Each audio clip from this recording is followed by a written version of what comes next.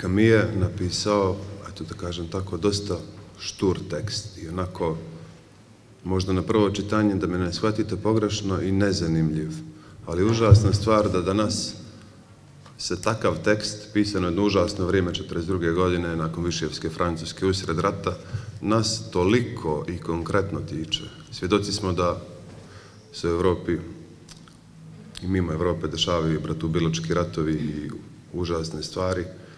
I upravo zbog toga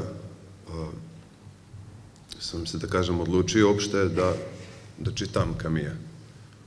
Mislim da je nekako naš kolektivni poraz da u savremenom dobu možemo da kažemo da je Camusov tekst nešto što nas i danas tiče na istom nivou kao što nas je ticalo 1942.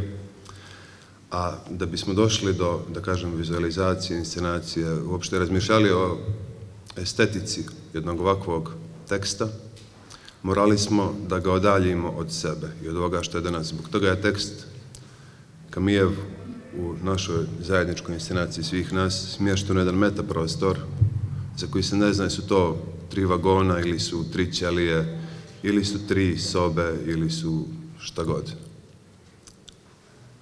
Upravo, kažem, morali smo da se odaljimo još više kako bi se uvjerili da i u nekom budućem vremenu, ako se ne opametimo, a eto svjedoci smo da se nećemo opametiti, će da izgleda i neki sljedeći rat 3086.